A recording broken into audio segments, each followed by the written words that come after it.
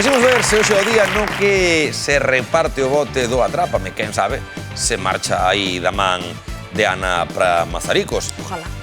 Ojalá que si, crucemos os dedos para iso. E se vos queredes tamén estar onde está Ana e ter a opción de gañar cartiños e poder levar o bote, e escribídenos aí ao 618-388-087, participades no Atrápame e quen sabe se levades o bote. Como quer levar Ana, que está aí no máis alto, que está con confianza e que terá que acertar 5 preguntas neste minuto final para levar os cartiños. Cantos son? Pois é unha boa cifra, 13.500 euros. Aí os vemos.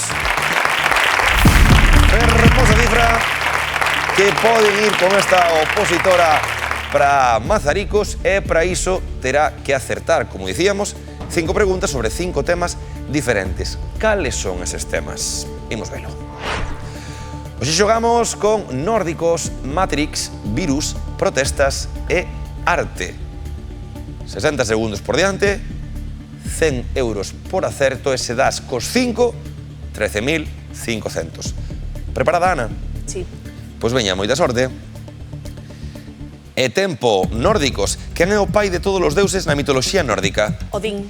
É correcto.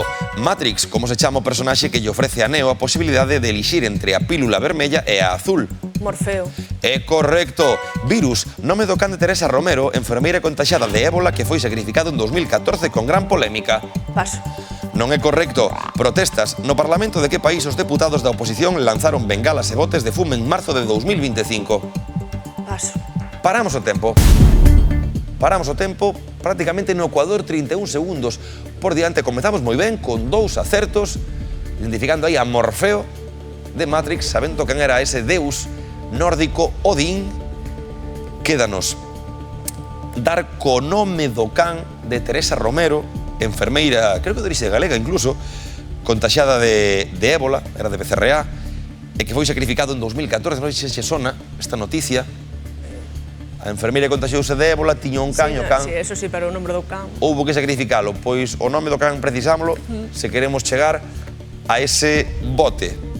Tamén necesitamos ese país onde houve protestas en marzo de 2025 e onde os deputados da oposición pois lanzaron bengalas e botes de fume. Prepárate, que ainda nos queda por diante tamén a pregunta de arte. Imos, Ana? Sí. Pois veña. Atención. E tempo. Non é correcto. Arte. Que pintor creou a célebre obra A moza da perla? Paso. Non é correcto. Virus, nome do can de Teresa Romero, enfermeira contaxiada de ébola, que foi sacrificado en 2014 con gran polémica. Pepiño. Non é correcto. Protestas. No Parlamento de que país os deputados da oposición lanzaron bengalas e botes de fume en marzo de 2025?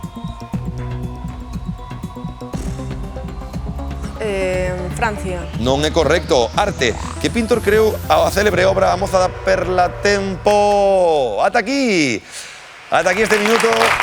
Aplauso para Ana, que comezou moi ben. Quedaron os 3 no tinteiro.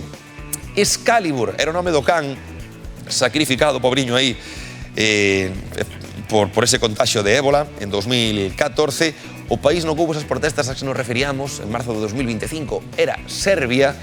E o autor, o célebre autor da moza da perla é Vermeer. Johannes Vermeer, gran pintor holandés.